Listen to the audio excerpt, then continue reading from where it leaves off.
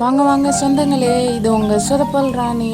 மறக்காமல் subscribe button தட்டி விட்ருங்க. இன்றைக்கி வீடியோ என்னன்னு பார்க்கலாமா?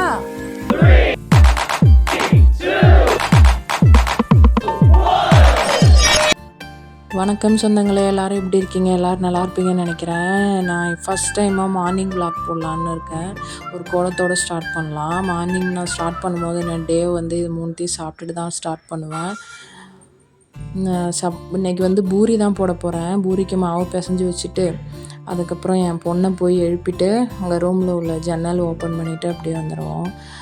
காலைல எழுந்திரிச்சோடனே ரூம் ஜன்னல், ஹால் ஜன்னல் எல்லா ஜன்னலையும் திறந்து விட்டுட்டிங்கன்னா அதில் ஒரு ரெஃப்ரெஷ் கிடைக்கும் பாருங்கள். சூப்பராக டே ஸ்டார்ட் ஆகும்.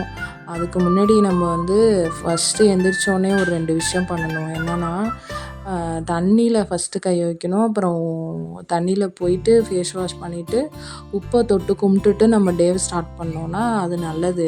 லக்ஷ்மி கடாட்சம் உப்பில் தான் இருக்குது, தண்ணியில் தான் இருக்குதுன்னு சொல்லுவாங்க.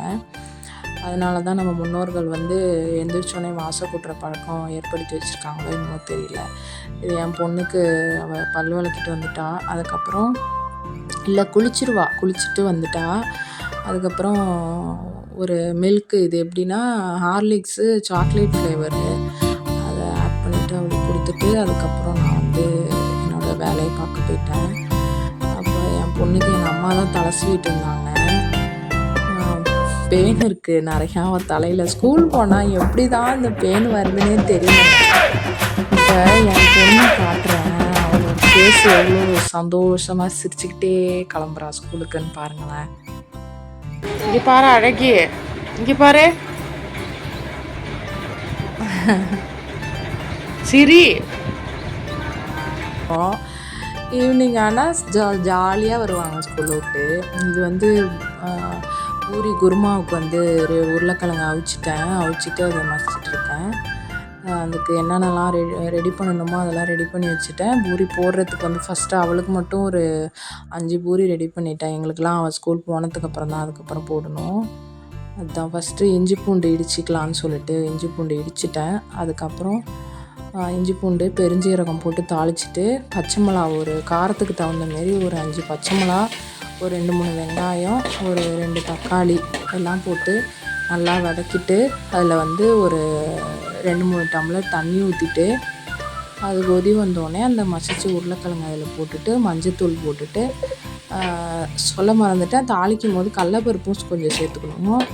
எல்லாம் சேர்த்துட்டு இன்னும் உங்களுக்கு ஹெல்த்தியாக வேணும், வெறும் உருளைக்கிழங்குல சத்து இல்லைன்னு ஃபீல் பண்ணிங்கன்னா நீங்கள் காய்கறி என்ன காய்கறி வேணாலும் அதில் போட்டுக்கலாம், நல்லாயிருக்கும்.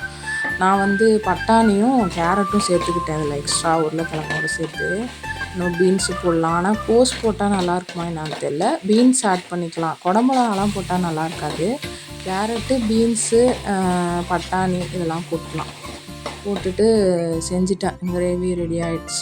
இதோட வீடியோ முடியுது. இந்த வீடியோ பிடிச்சிருந்தால் லைக் பண்ணுங்கள், ஷேர் பண்ணுங்கள், சப்ஸ்கிரைப் பண்ணுங்கள். இதேமாரி வீடியோ உங்களுக்கு கண்டினியூஸாக வேணும்னா சொல்லுங்கள். நான் இதேமாரி morning vlog, full day vlog எல்லாமே போடுறேன்.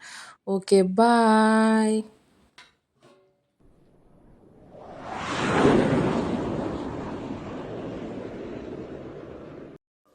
Thanks for watching.